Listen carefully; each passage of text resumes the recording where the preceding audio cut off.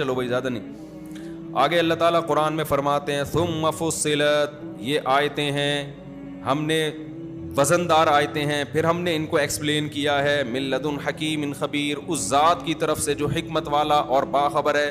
اللہ تعبدوا الا اللہ, یہ بہت مزیدار آیت ہے. ہر جگہ قرآن میں یہی ہے, ہر پیغمبر کی دعوت یہی ہے کہ عبادت کس کی ہوگی, صرف اللہ. عبادت کا مطلب کیا ہے خوب سمجھ لو. عبادت میں نماز روزہ بھی داخل ہے, لیکن عبادت اصل میں کہتے ہیں غلامی کو. دنیا میں جو مذہب مخالف لوگ ہیں وہ اللہ کی غلامی پسند نہیں کرتے, جبکہ اللہ کہتا ہے میں نے کائنات کو بنایا, اس قرآن کو نازل کیا تمہیں یہ سمجھانے کے لیے کہ غلامی کس کی ہوگی, اللہ کی ہوگی. حلال حرام کس سے پوچھا جائے گا, لیگل اللیگل کس سے پوچھا جائے گا, اللہ سے. تو آپ جو ہے نا اپنے آپ کو اگر اس مذہب کے خول سے نکال لیا, آج دنیا میں ایک نعرہ لگایا جاتا ہے سب سے پہلے انسانیت کا رشتہ ہے, مذہب تو بعد میں ہے. اس کا مطلب اللہ کو آپ نے کیا کر دیا, اللہ کو سائڈ پہ لگا دیا. حقیقت یہ ہے کہ سب سے پہلے خالق اور مخلوق کا رشتہ ہے, مخلوق کا آپس میں کیا ہے بعد میں.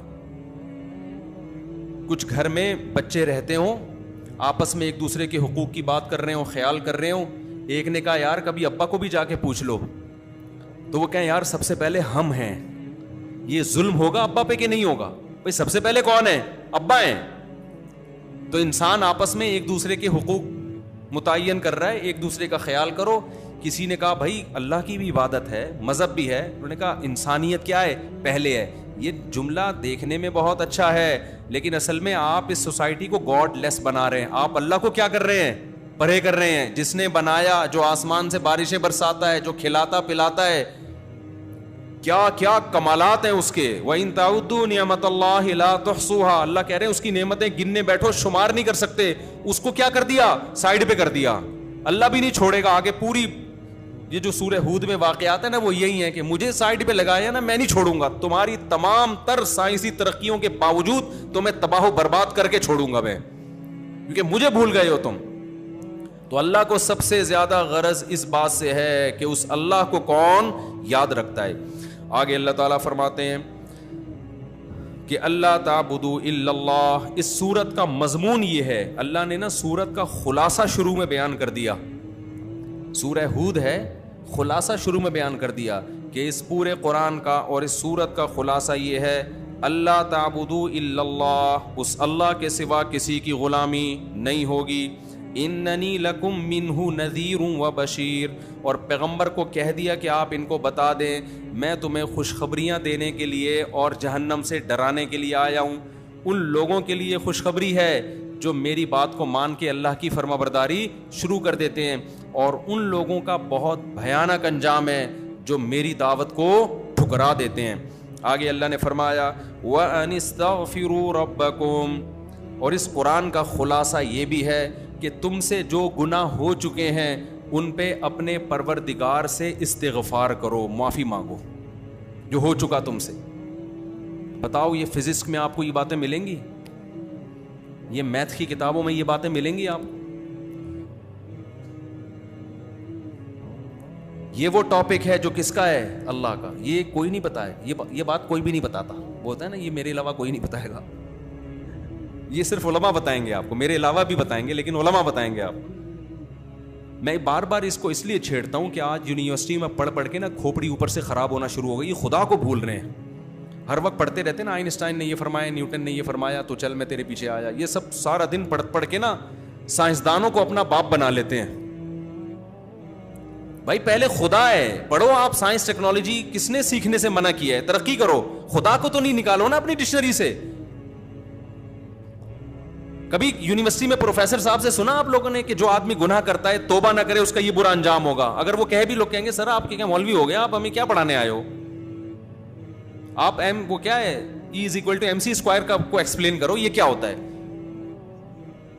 اللہ نے E=mc² کو ایکسپلین نہیں کیا کیونکہ ہمارا ہیڈک ہے. اللہ کہہ رہا ہے اس قرآن میں جو تمہیں سمجھانا چاہ رہا ہوں وہ کیا ہے؟ وَأَنِ اسْتَغْفِرُوا رَبَّكُمْ، تم سے اگر گناہ ہو چکے ہیں، کتنا بڑی رحمت ہے۔ اللہ یہ بھی کہہ سکتا تھا کہ اے نبی آپ ان کو بتا دیں کہ میں تمہیں ڈرانے آیا ہوں، لہذا جن سے گناہ ہو گیا ان کا بیڑا غرق ہونے والا ہے۔ نا نا نا نا نا نا، آپشن ہے تمہارے پاس، ایک امید کی بات ہے۔